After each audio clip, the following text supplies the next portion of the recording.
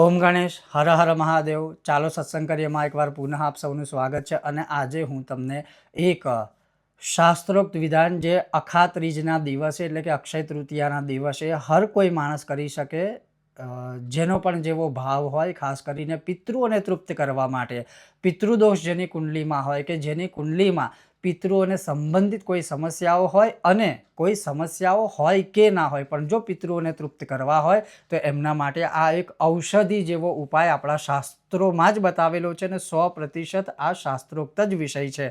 અને એ વિષય શું છે, એ સત્સંગ શું છે, બહુ સહજ છે, બહુ સરળ છે, હર કોઈ કરી શકે એવો સત્સંગ છે। અને એ સત્સંગ હું તમને સંપૂર્ણ વિધિ વિધાન સાથે આજે શ્રવણ કરાવવાનો છું।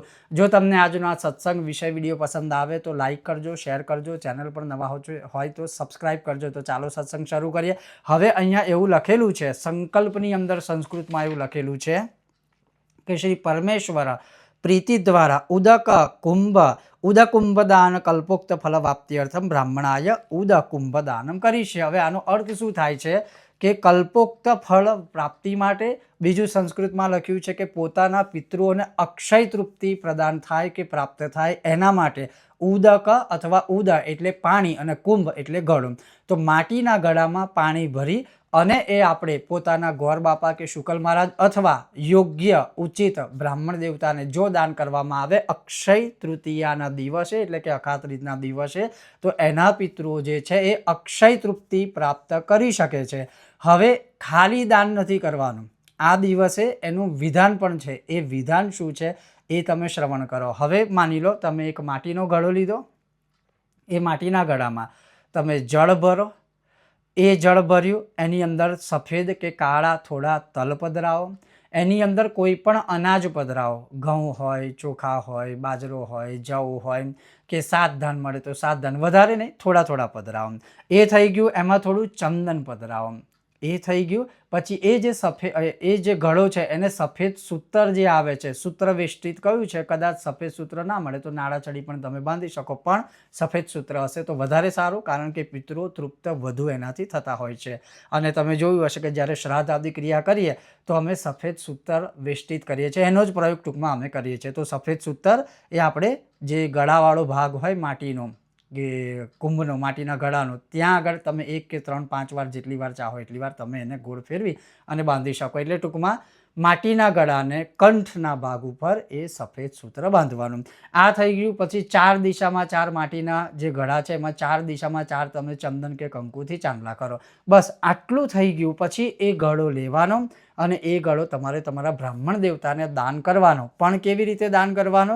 તો જ્યારે તમે દાન કરો ત્યારે એમને પ્રાર્થના કરવાની કે એશ ધર્મ ઘટો દત્તો બ્રહ્મ વિષ્ણુ શિવાત્મક અસ્ય પ્રદાનાત સકલા મમ સંતુ મનોરથા। હે બ્રાહ્મણ દેવતા, ધર્મરૂપી ઘટ એટલે કે ઘડો હું તમને પ્રદાન કરું છું, જે બ્રહ્મા વિષ્ણુ શિવનો નિવાસ એની અંદર છે।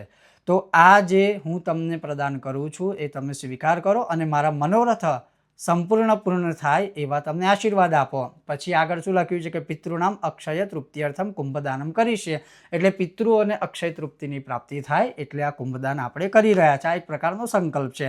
પછી પાછો એ દાન કર્યા પછી 2 હાથ જોડી એ બ્રાહ્મણ દેવતાના હાથમાં જ્યારે ઘડો હોય ત્યારે પ્રાર્થના કરવાની અને બોલવાનું કે એશ ધર્મ ઘટો દત્તો બ્રહ્મ વિષ્ણુ શિવાત્મક અસ્ય પ્રદાનાત તૃપ્યમ તુ પિતરોપી પિતામહાઃ ગંધોદક તિલેર્મિશ્રમ સાન્નમ કુંભમ ફલાન્વિતઃ પિતૃભ્યઃ સંપ્રદાસ્યામિ અક્ષયમ ઉપતિષ્ઠતુ।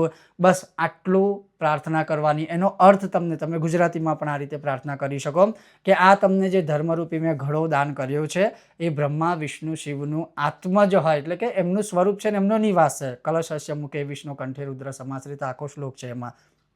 તો એ થયું અસ્ય પ્રદાનાત રૂપિયા। તો પિતરોપી પિતામહાઃ, મારા પિતૃઓની સાથે મારા જો જીવિત જે પિતરો નથી, જેમ કે પિતા હોય, દાદા હોય, પરદાદા હોય, એ બધા તૃપ્ત થાય એવા તમે આશીર્વાદ આપો। અને આ હું તમને જે ઘડો દાન કરી રહ્યો છું અથવા કરી રહી છું એ ગંધોદક એટલે કે ચંદન છે, તલ છે, ધાન્ય છે, આ બધું મિશ્રિત કરીને તમને આપું છું। તમે એનો સ્વીકાર કરો અને મારી મનોકામના પૂરી થાય, મારા પિતરો તૃપ્ત થાય એવા આશીર્વાદ આપો। હવે આ થઈ ગયું। આની સાથે સાથે તમે વિશેષ અને અધિક ફળ પ્રાપ્તિ હેતુ સાન્નોદકમ લખ્યું છે, એટલે કે અન્ન સાથે અથવા તો તમે સીધું જે દાન કરવાનું આપણે કહીએ છીએ એ સીધું દાન કરવા સાથે તમે આ ઘડો દાન કરી શકો છો. આટલું કરવા માત્રથી ગમે તેવા અતૃપ્ત પિતરો હશે એ 100% તૃપ્ત થશે. આપણા શાસ્ત્રોનું કથન છે ને શાસ્ત્રોનું કથન ક્યારેય વિફળ થતું નથી. દેશકાળ પ્રમાણે તમે આનું આચરણ કરજો, જે આ વખતે 19 તારીખ રવિવારે અક્ષય તૃતીયાએ કરવાનું રહેશે. ઓમ ગણેશ, હર હર મહાદેવ.